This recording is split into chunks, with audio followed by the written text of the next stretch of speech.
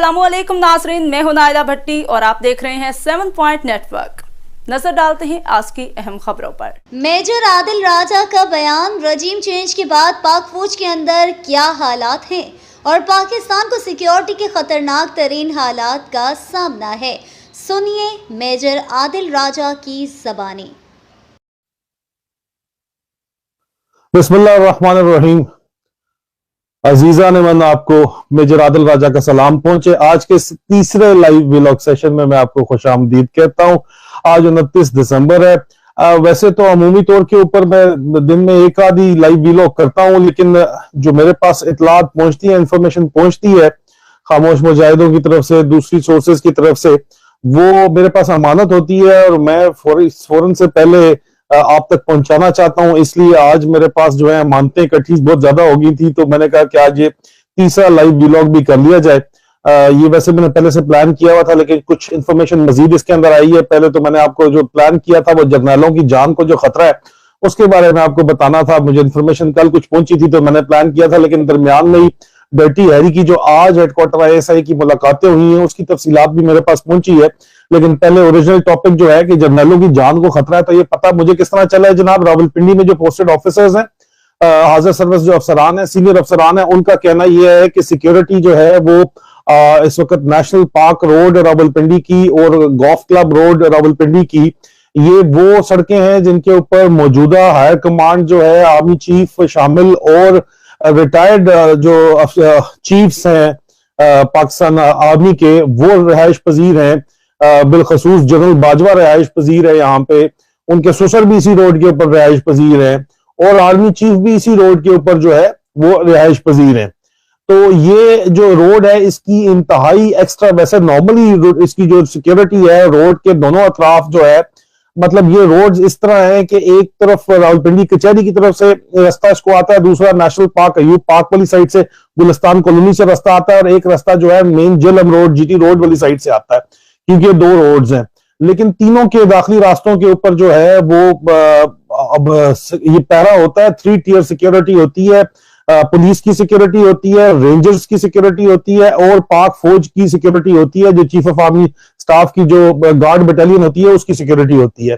ये तो रूटीन में सिक्योरिटी चल रही होती है। इसके अलावा सिक्योरिटी जो है वो 3 गुना कर दी गई है यहाँ पे, और जिसकी वजह से अफसरान का ये कहना है कि जनरल बाजवा की को भी जान को खतरा है, उनको महसूस हो रहा है, और जनरल आसिम मुनीर को भी, आर्मी चीफ को भी, और जनरल बाजवा के ससुर को भी जो है वो थ्रेट जो है पहुंची है। मैंने आपसे पूछा तो आप लोगों ने कहा कि वो शायद अवाम की तरफ से थ्रेट हो, अवाम को कितने खातर में लाते हैं, अवाम को ये पूछने होते हैं। तो आज ये हाल अवाम का करते जो उन्होंने किया है, जूनियर ऑफिसर्स की तरफ से शायद थ्रेट हो, तो जूनियर ऑफिसर्स बेचारे जो है उनको उन्होंने वन आर्म रेस्टर्स के ऊपर रखा हुआ है।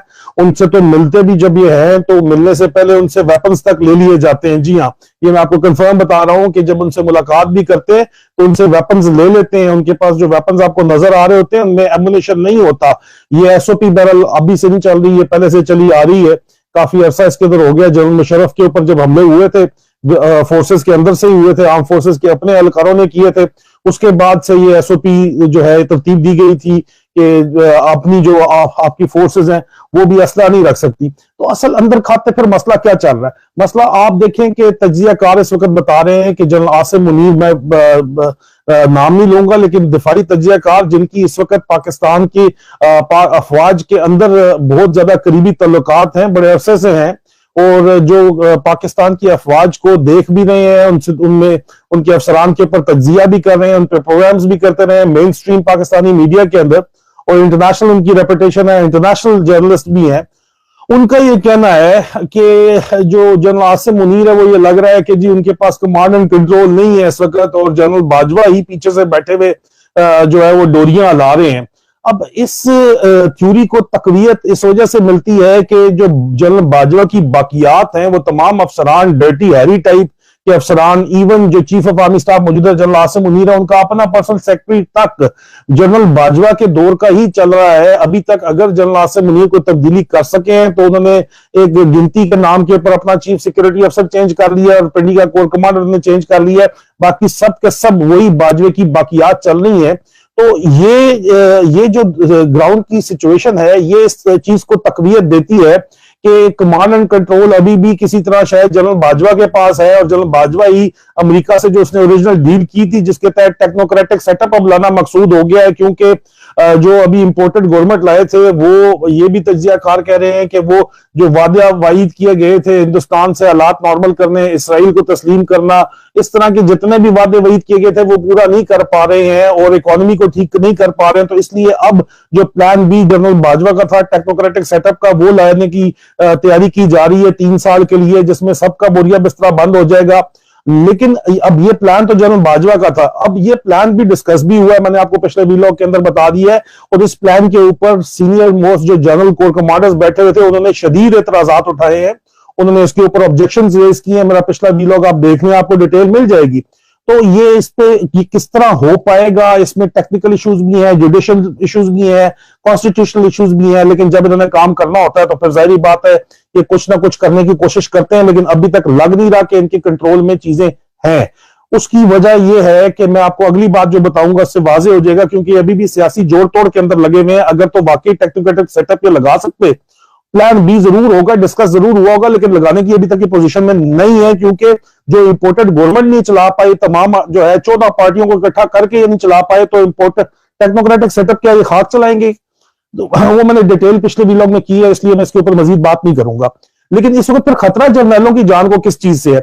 इस वक्त जो गड़समा मचा हुआ है, जिसमें जर्नैल एक दूसरे को बातें भी सुना रहे हैं और खुल के सुना रहे हैं, खुली सुना रहे हैं। कोर कमांडर कॉन्फ्रेंस में बड़ी गर्मा गर्मी हुई है, पिछला वीलॉग देख ले मेरा।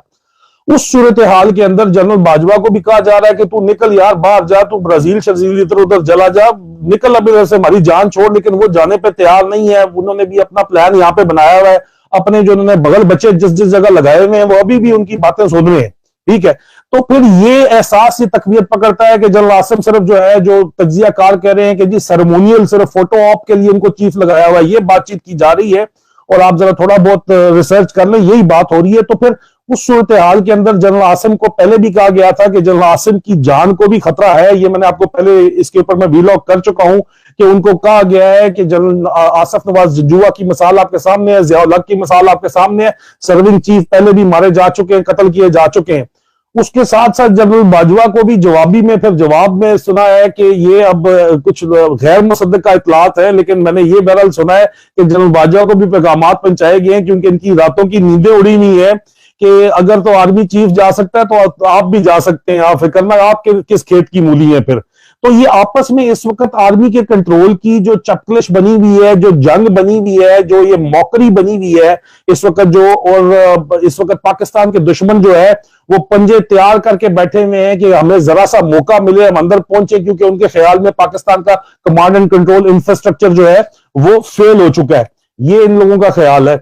इस सारी सूरत हाल के अंदर इनकी जो 3-fold सिक्योरिटी हुई है वो इंतहाई वाज़े तौर के ऊपर इस चीज का इशारा कर रही है कि इनकी जानों, इनको अपनी जान के लाले पड़े हुए हैं, इनको डर है, शक है कि हमें कोई एक दूसरे से इनको डर है, इनको अवाम से डर नहीं है। जूनियर ऑफिसर तो किसी के कहने पे ही करेंगे ना, जो भी करेंगे, या कोई और बंदा करेगा। इनको एक दूसरे से डर लगा हुआ है अभी कि मुझे ये एक दूसरे से डरे हुए हैं कि हमें मरवा ना दे, और इस वजह से इनको जानों का खतरे, जानों के लाले पड़े हुए हैं। और ये बड़ा रियलिस्टिक फियर है इस सारे सिनेरियो के अंदर। ये जो उन्होंने गन मचाया है, जो बाजवे ने 8 महीने का गन मचाया है, और जो अब भी वो कंट्रोल हासिल करने के लिए, अपना इमेज क्लियर करने के लिए, और वापस पूरे के पूरे मुल्क का जोर जबरदस्ती कंट्रोल करने के लिए अपने बगल बच्चे, अपनी बाकियात, dirty Harry, mister X, mister Z, mister A type जितने इसने गंद जमा किया हुआ है अपने जरिए, अपने बिनोइयों के, अपने समधियों के जरिए, उसी गंद के जरिए, उन्हीं गंदे अफसरों के जरिए, उन्हीं बेगैरत और गद्दार अफसरों के जरिए,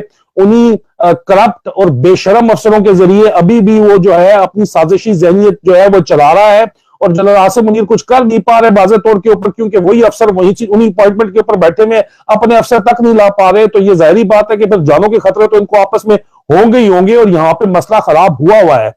और उसकी अगली वजह आपको ये नजर आती है कि आज जराये के मुताबिक, खामोश मुताबिकों के मुताबिक, हेडक्वार्टर ISI इस्लामाबाद में मीटिंग हुई। Dirty Harry DGC major general Faisal Naseer ने मीटिंग की। आपको 20 तारीख को बताया था दिसंबर को, उससे पहले भी बताया था। तमाम तफसीलात मैंने आपको मीटिंग्स की पहुंचाई थी और उसके ऊपर मैंने वीलॉग भी किया था। आप देख सकते हैं कि ISI सेक्टर कमांडर्स को नए अहकामात, नाकाबिल यकीन हदायत, उनके अंदर मैंने आपको बताया था कि इनको हदायत दी गई है कि PDM हुकूमत की मुकम्मल हमायत की जाएगी, जो कि अभी लग रहा है कि ये डिट्रैक हो रहे हैं। लेकिन उन सारी चीजों में एक चीज जो सबसे अहम थी वो नंबर 7 पॉइंट था, और वो नंबर 7 पॉइंट मैं आपको पढ़ के बताऊंगा। बाकी तो चीजें जो है वो तो उसी तरह चल रही है, लेकिन नंबर 7 पॉइंट यह था कि MQM की मुख्तलिफ धड़ों, पाक सरजमीन पार्टी और फारूक सत्तार ग्रुप को यकजा करके जो है कराची में इमरान खान का रास्ता रोका जाएगा। उस सिलसिले में खामोश मुजाहिदों का यह दावा है कि आज मीटिंग हुई हेडक्वार्टर ISI सी विंग के अंदर, इंटरनल विंग के अंदर, जिसका DG जो है वो मेजर जनरल फैसल नजीर उर्फ डर्टी हैरी है। और उस मीटिंग के अंदर जो है वो MQM के मुख्तलिफ लीडर्स ने और पाक सरजमीन पार्टी के मुख्तलिफ लीडर्स ने और गवर्नर सिंध ने वहां बैठ के जो है अपनी फॉर्मलाइज की है बातचीत। और इनके ऊपर जो डंडा जिसने रखना है वो भी sector commander Sindh brigadier Ejaz sahab भी वहां पे तशरीफ फरमा थे, और वहां पे जो है इन्होंने फॉर्मलाइज किया है। और मकसद आपको जो पहले बताया है कि इमरान खान का रास्ता रोकना मकसूद है, सिंध के अंदर PTI का रास्ता रोकना मकसूद है, क्योंकि अभी तक टेक्नोक्रेटिक सेटअप के लिए मेरे ख्याल में जज साहिबान राजी नहीं हो सके। जज साहिबान को तोशा खाना वाले केस की तरफ लगाया तो उन्होंने कहा कि तोशा खाना पर सबकी डिटेल ले आओ।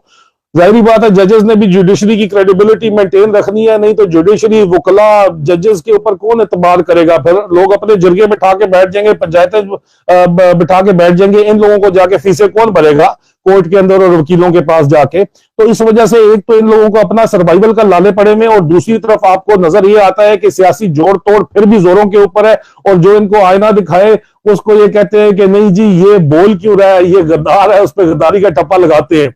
अपनी जवाब नहीं देते कि भाई तुम लोगों की इन्हीं हरकतों की वजह से इस वक्त बददिल हो चुके हैं पाक फौज के अंदर लोग।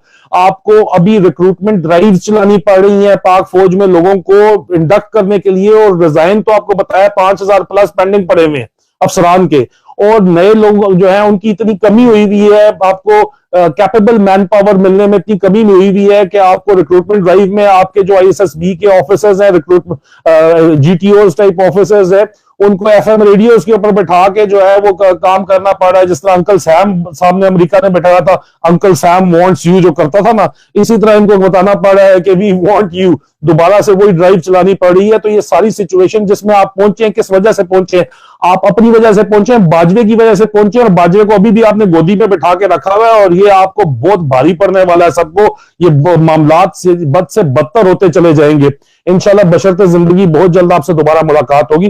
फी अमान अल्लाह।